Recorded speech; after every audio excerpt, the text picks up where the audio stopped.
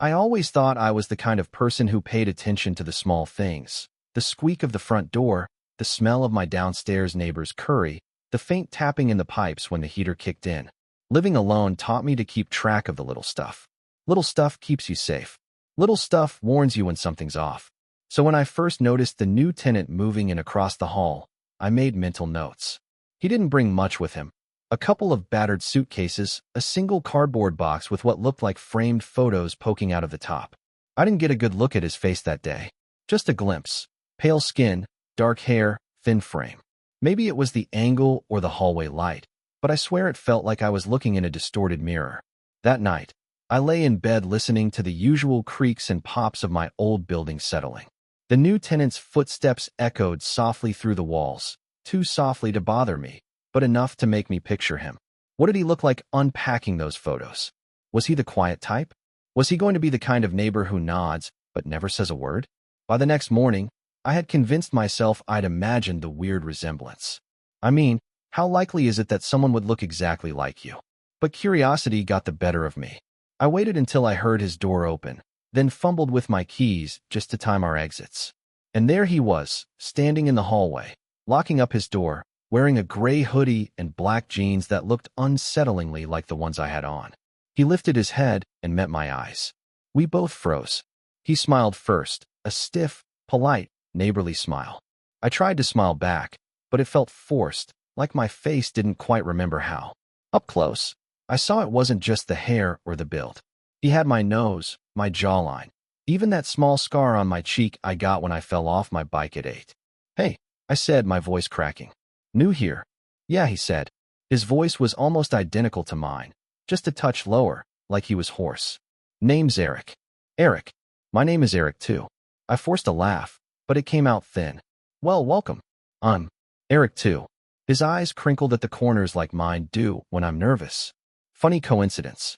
We stood there, two Erics staring at each other. Then he slipped past me with an awkward wave.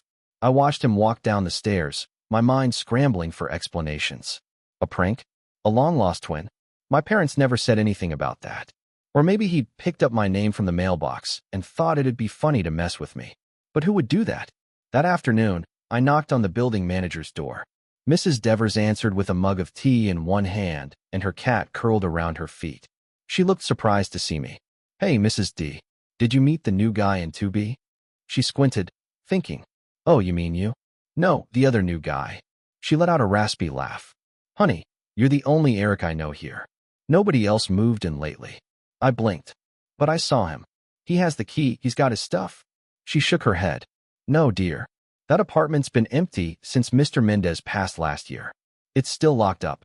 I forced a smile, thanked her, and backed out of her doorway. Maybe she'd just forgotten. She's old, half-blind. But when I got back upstairs and peeked under the new guy's door, I saw the faint glow of a lamp inside. I heard the faint murmur of a voice that sounded like mine. Humming, almost tuneless. That night, I barely slept.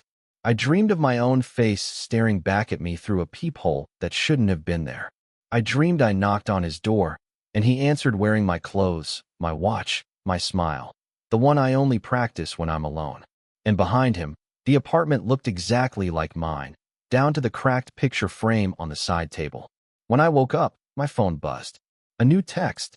No name, no number, just a single line. "Let me in." My hands shook so hard I nearly dropped the phone.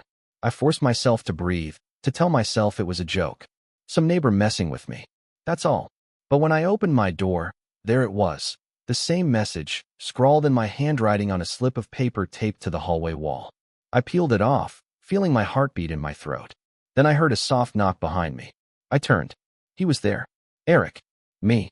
He smiled, that same tight smile. "Hey," he said in my voice. "Mind if I come in?"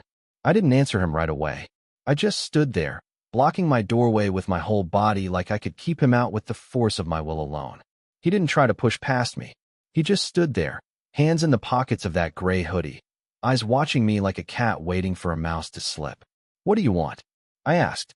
My voice sounded too thin, almost childlike. He tilted his head, exactly the way I do when I'm confused. "You invited me. Or did you forget?" I glanced at the slip of paper in my hand, the words, "Let me in," still dancing in my head. I didn't write this. Didn't you? He pulled something from his pocket and held it out. My spare keys. I felt a chill race down my back. Where did you get those? I hissed. You left them for me. He said it like we were sharing an inside joke. It's only polite to let yourself in when you're invited. My throat went dry. I snatched the keys from him and stepped back, trying to slam the door shut, but he caught it with his foot. The door shuddered against his shoe. He didn't push harder. He just leaned forward, that too familiar face hovering inches from mine. You shouldn't be afraid, he said. I'm you. We should be together. I shoved him back with all the strength I had. The door slammed shut, the lock clicking home like a gun cocking. I pressed my forehead against the cool wood, listening. Silence. No footsteps, no angry pounding. Just quiet. I called the police an hour later when I finally found my voice. They sent a young officer, Officer Ramirez. She looked skeptical from the second I opened the door. So, let me get this straight, she said, flipping her notebook open. Your new neighbor looks just like you, stole your keys, and tried to get inside. I nodded. I hated how paranoid I sounded, how flimsy my story felt once I heard it out loud. Ramirez peered past me, scanning my living room like she expected to find empty beer cans or drug paraphernalia. And this neighbor, did you get his full name? Eric, I said. He said he's Eric. She squinted. So, same as you. Exactly. She chewed her pen for a moment. And Mrs. Devers says the unit across the hall is empty. It's not. I snapped. Go look. He's there. She sighed but humored me. I stood behind her while she knocked on his door. 3 sharp raps. No answer. She tried the knob. It didn't budge. Landlord says it's locked up, she said over her shoulder. See? No one's home. I pressed my ear to the wood. I could swear I heard breathing. My own breath, doubled, echoing back. He's in there. Ramirez tapped her pen against her notebook. Look, sir, Eric, maybe you're just stressed. People see things when they're sleep-deprived. Maybe take a break from whatever you've been doing. She left after that, leaving me alone with my thoughts and the sound of silence humming behind the door across the hall. That night, I piled furniture against my own door, just in case. I sat on the couch with every light in my apartment blazing, clutching a kitchen knife that felt stupidly small in my hand. At some point, I must have dozed off. I woke up to the sound of my voice. Not the TV, my voice, whispering from the hallway. I crept to the door, moving the chair just enough to peek through the peephole. The hallway was empty, but the whispering continued, low and coaxing, like someone trying to lure a stray cat. I pressed my ear to the door. Let me in, it whispered. I'm cold. I'm lonely. You're lonely too. I stumbled back, nearly tripping over the coffee table. I grabbed my phone, hands shaking so badly I could barely type. My mom's number. I hadn't called her in months. She answered on the second ring. Eric, she said, groggy but instantly alert. Honey, what's wrong? I tried to explain, the neighbor, the identical face, the notes. My voice cracked like old paint. She didn't laugh. She didn't even say I was crazy. She just got quiet. You remember when you were little? She said finally. How you used to talk to the mirror. My stomach flipped. What are you talking about? You had that big old wardrobe mirror in your room. I catch you standing there, talking to your reflection. You said you weren't talking to yourself. You said it was your friend. Do you remember what you called him? I tried to remember. A ghost of a memory, a whisper behind glass. No. You called him Other Eric, she said softly. You'd say, Other Eric wants to come out and play. And you'd get so mad when I tried to move the mirror. You'd scream. I sank to the floor, the knife clattering next to me. That was just a kid's game. Honey, the mind holds on to things. Maybe you're just under stress. Stay with a friend tonight? Get some rest. I didn't have friends to stay with. I hadn't made any in years. My reflection had always been the closest thing I had to company. But now it felt like he'd stepped out of the glass and crossed the hallway. After we hung up, I didn't sleep. I sat by the door until dawn, watching the peephole like it was the only thing keeping me alive. In the early gray light, I heard a knock. This time, there was no whisper. Just a single, deliberate knock. I forced myself to look. Through the peephole, I saw myself, gray hoodie, tired eyes, lips curved in that empty smile. He lifted his hand, pressed his palm to my door. On the back of it, I saw something new, a mark, like an old burn, shaped exactly like the scar on my cheek. He mouthed something. I couldn't hear him, but I knew the words. Let me in. I didn't open the door. I couldn't. I just stood there, staring at my own pale face on the other side of the peephole, my mind screaming for logic that didn't exist anymore. He didn't move for a long time. He just kept his hand pressed to the door, head tilted like he was listening to my thoughts rattling around inside my skull. I waited until the sun rose all the way before I finally dared to look again. The hallway was empty. The only sign he'd been there was a greasy palm print on the paint, smudged and unmistakably mine. Or his. Or ours. I skipped work that day. Called in sick. What was I going to do? Sit at my desk pretending to file invoices while the other me waited across the hall. I barely left the couch, phone in hand, half expecting another knock at any moment. But there was nothing. Just the groan of old pipes in the building breathing around me. By evening, I needed answers, anything to prove I wasn't losing my mind. I found an old lock-picking video on YouTube and forced myself to watch it 5 times until I thought I understood the basics. I dug out a hairpin and a flathead screwdriver and crossed the hall with my heart slamming so hard I thought it'd bruise my ribs. I knelt at his door. My door. The lock was older than I'd realized, the pins sticky with years of neglect. My hands were sweaty, trembling so much I snapped the hairpin twice. But the third time, I felt the pins click into place. The knob turned under my hand. I pushed the door open. The apartment looked wrong. Familiar and wrong. The layout was identical to mine. Same narrow hallway, same battered hardwood floors, same crack in the plaster above the kitchen sink. But everything was empty. No furniture, no boxes, no photos. Just bare walls and a single mirror propped against the far wall, catching the glow of the hallway light. It was the same mirror I'd had in my childhood bedroom, the one my mom had mentioned. The frame was chipped oak, the silver behind the glass mottled with age. I felt drawn to it, like the rest of the room was just filler around this single thing that mattered. I stepped closer. My reflection stepped closer too, but the glass shimmered, like water, and for a split second I saw 2 versions of myself, one standing here, hard hammering, and the other inside the mirror, smiling wide, teeth too white in the gloom. I reached out. My fingertips brushed cold glass, and then warmth, like skin. My reflection's hand pressed back against mine. I yanked my hand away with a strangled gasp. Behind me, the apartment door slammed shut. I spun around. The hallway was gone. The door was gone. Just 4 blank walls and that mirror, now the only source of light in the room. My reflection was still there, but it wasn't copying me anymore. It cocked its head to the side, studying me like I was the one behind the glass. "You shouldn't have come in," it said. The voice echoed, distant but clear. My own voice, but heavier, worn out like old tape. I stumbled back, but there was nowhere to go. My heel hit the wall. I pressed myself into the corner, fist clenched, trying to slow my breathing. "Why are you doing this?" I whispered. The reflection's grin widened. Its eyes flicked to something behind me. I turned and nearly screamed. Another door had appeared in the wall, but this one wasn't my apartment door. It was a basement door, chip paint peeling around the knob. I recognized it instantly. My childhood home. "No," I said. "I'm not going back there." The mirror version of me laughed. The sound made my teeth ache. "You never left," it said. "You just shut the door." But I stayed. I waited. I looked down and realized the hardwood floor had changed. 2 old, splintered planks, the same ugly green carpet runner my mom always refused to replace. The smell hit me next. Mildew, dust, the faint whiff of something rotting under the floorboards. The reflection stepped closer in the glass, pressing its palms flat. "You let me in once," it said. "When you were small. You promised we'd always be together. But you lied." I shook my head, tears pricking my eyes. "I didn't know.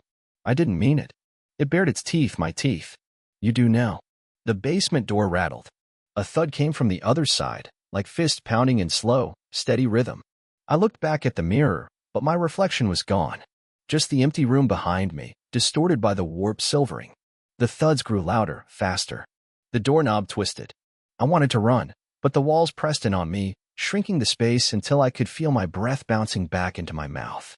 The basement door flew open. A wave of darkness spilled out.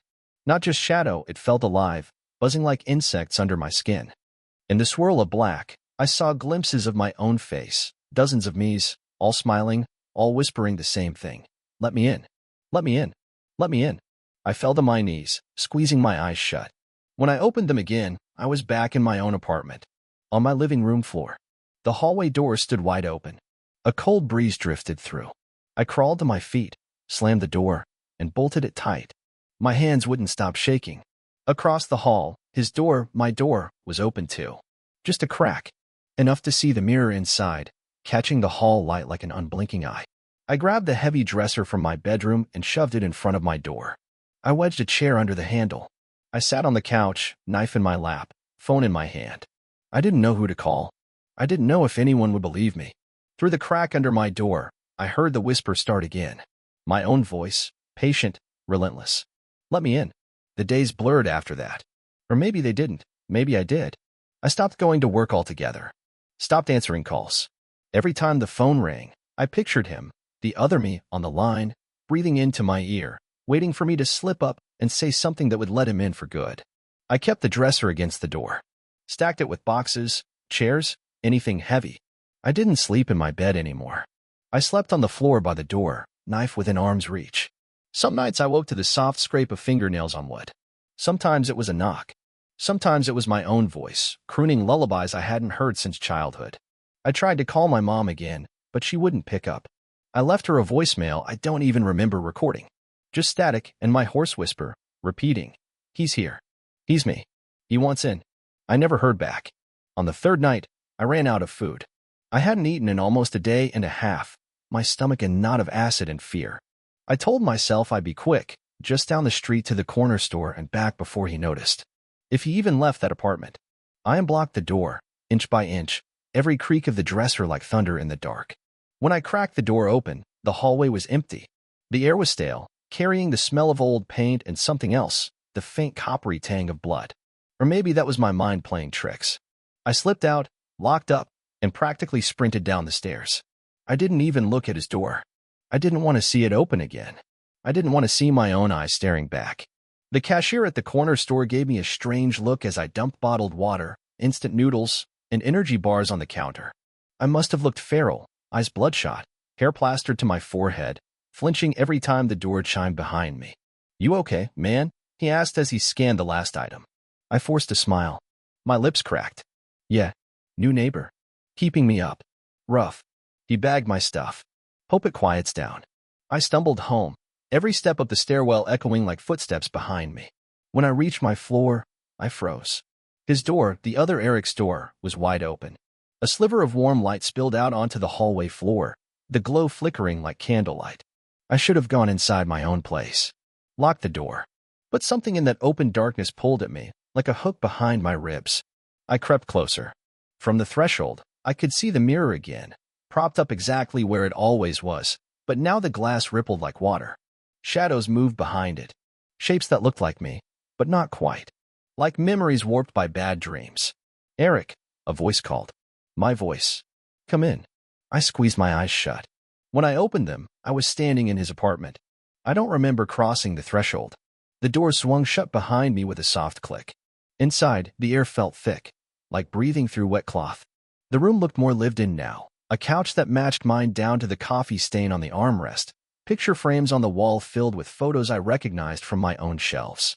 The same birthday party, the same Christmas morning, but the faces were all me. I stepped closer to one frame. It was a photo of me at 10, holding a puppy I never had. My mother stood behind me, one hand on my shoulder, except her face was my face too, smiling that tight, forced smile.